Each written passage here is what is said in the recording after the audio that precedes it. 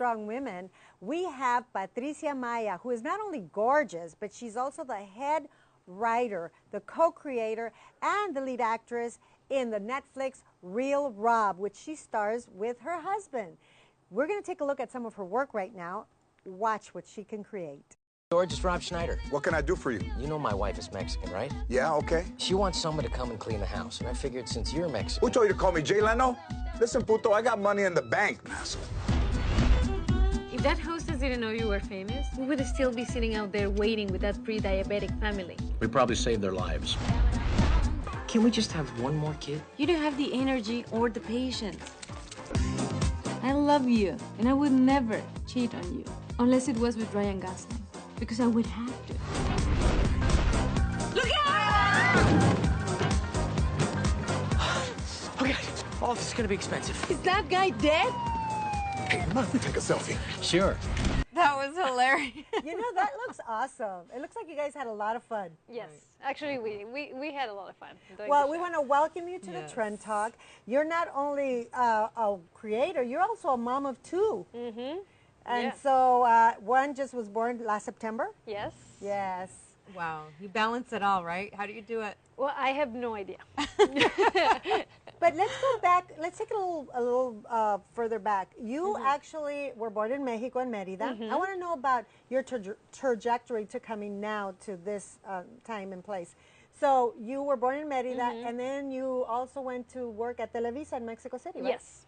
Yes. So tell us about that. Well, I was working at Televisa, which is it's a big network in Mexico, and I was lucky enough to do different kind of shows.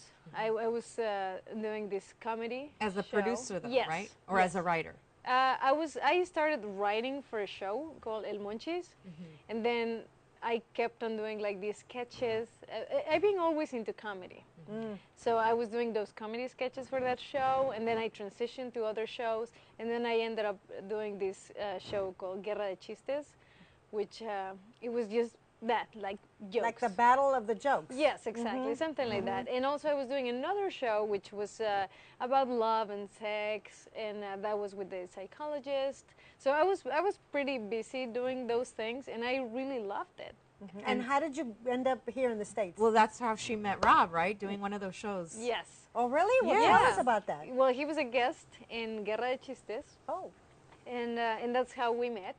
So he went over there, he went to the show, which actually I wasn't sure how he was going to do because the show was in Spanish. And back then he didn't speak much Spanish, so I was a little concerned. We brought an interpreter, and I was thinking the jokes are not going to translate correctly, but he ended up having a lot of fun. And then we met, we had a little, chat about it, and I guess he found his Mexicana. Right. And in the makeup room, you were actually telling me the more details. Yeah. You played hard to get, but not intentionally. You said that he was emailing you and emailing you. It took you like 3 months before you actually took up on his offer to go out. Yes. Did you think he was just this Hollywood guy that was just going to kind of play around with you and not take you seriously, or what happened there? The thing is, like, first of all, I didn't know he was hitting on me. To be honest, I was too busy. I was doing all these shows, and I was working, and you know how hard it is to be taken serious as a woman working. So I didn't even want to go there mentally that that he was hitting on me.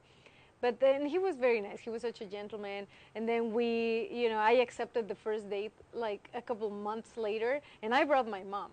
Because he was here the first date. You know he really liked you if you brought your mom and he still married you, right?